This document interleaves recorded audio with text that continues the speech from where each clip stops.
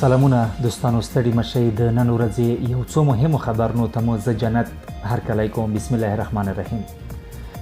نن سهار د هغو 18 وژل شویو افغان کډوالو جسدونه کابل ته را انتقال شول چې د روان کال د فبروري میاشتې پر 19 نیټه د بلغاریا په پایتخت سوفیا کې اروپا ته پر لاره وژل شوي وو. د بهرنیو چارو وزارت مرستیال ویاند ضیا احمد تکل پر ټویټر پاڼه لیکلي چې د یادو کسانو جنازې د دوی په هڅو د آریانا افغان هوایي شرکت په واسطه هیواد ته انتقال او د عامې روغتیا وزارت له لوري په ځانګړو امبولانسونو کې خپلو سیمو ته ولېږدول شول.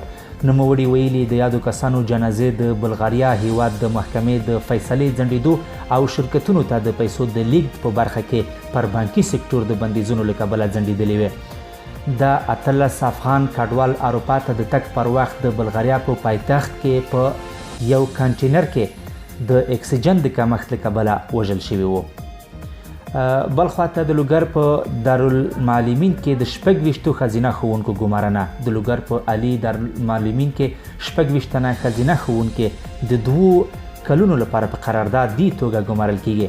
د لوګر د پوهنې ریاست ویاند محمد شاه پور عرب رسنیو ته وویل چې دا ښوونکي د پوهنې وزارت په لارښوونه او د یونیسف مالي ملاتړ په دندو ګمارل کیږي. د لوګر د پوهنې مسؤلین وایي دا ښځینه ښوونکي د لوګر د علي دارالمعلمین او همایوي څانګو لپاره ګمارل کیږي چې په ګمارل کېدو سره به یې شاوخوا 212 پاس ښځینه ښوونکو ته تر 14 ټولګي پورې د زده کړو زمینه برابره شي. د لوګر د پوهنې ریاست د معلوماتو پر اساس په لوګر کې اوس مهال 216 ښوونځي فعالیت لري چې له ډلې یې نږدې 100 ځانګړي د نجونو ښوونځي دي.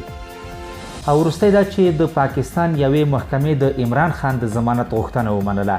پاکستاني رسنیو خبر ورکړی چې د پاکستان د ترهګرۍ ضد محکمې د دغه هیواد پخواني لومړي وزیر عمران خان ته د 8 بېلابېلو دوسیو په برخو کې د روان کال د جون میاشتې تر 8 ضمانت لیک صادر کړی دی. دا په داسې حال کې ده چې عمران خان نن سهار راولپنډۍ ښار ته ولاړ چې د فساد او اختلاس د څو دوسیو په هکله د ځواب ویونې ملي دفتر کې حضور پیدا کړي.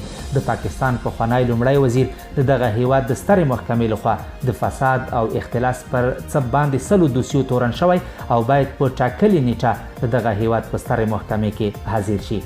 قدرمنو لیدونکو، ستاسو له ملتیا ډیره مننه.